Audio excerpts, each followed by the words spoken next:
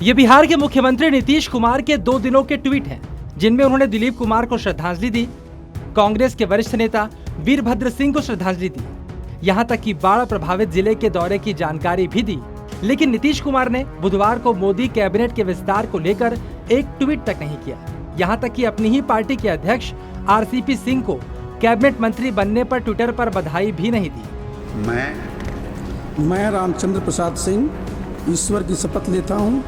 JDU को PM Modi के cabinet विस्तार में एक ही कैबिनेट मंत्री से संतोष करना पड़ा है। जेडीयू के राष्ट्रीय अध्यक्ष आरसीपी सिंह को स्टील मंत्रालय मिला।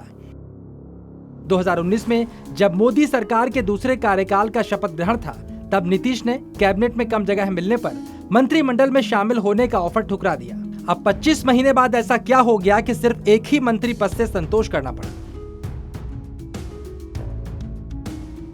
बिहार में जेडीयू कभी खुद को बड़ा भाई और बीजेपी को छोटा भाई मानती थी, लेकिन 2020 में हुए विधानसभा चुनाव में ये खेल पलट गया। चुनाव में बीजेपी को 74 सीटें मिली और जेडीयू को 43, जिसके बाद आंकड़ों के हिसाब से बीजेपी बड़ा भाई और जेडीयू छोटा भाई बन गई। इस बार कैबिनेट विस्तार में जेडीयू के राष्ट्रीय अध्यक्ष किसी भी हालत में केंद्र में भागीदारी चाहते थे, जबकि नीतीश कुमार आरसीपी सिंह के साथ ललन सिंह को भी मंत्री बनवाना चाहते थे। लेकिन बीजेपी एक कैबिनेट पोस्ट देने पर अड़ी थी और बाद में जेडीयू को बीजेपी की ये बात माननी पड़ी। जिस शर्त को लेकर नीतीश कुमार इतने गंभीर थे, आखिर 25 महीने के बाद वो उससे पलट क्यों गए?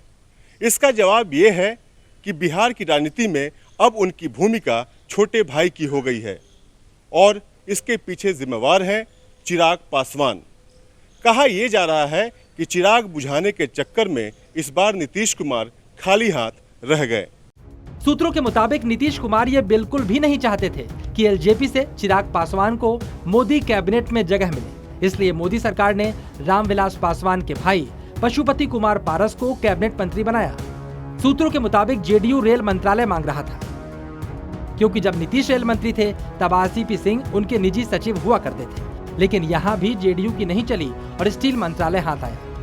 ऐसा लगता है कि अब बिहार में जेडीयू उस दौर में नहीं रह गई जब बीजेपी से अपनी मनमर्जी के मुताबिक मोल भाव कर सके। पटना से ब्रिजेश मिश्रा के साथ ब्यूरो रिपोर्ट, सी मीडिया।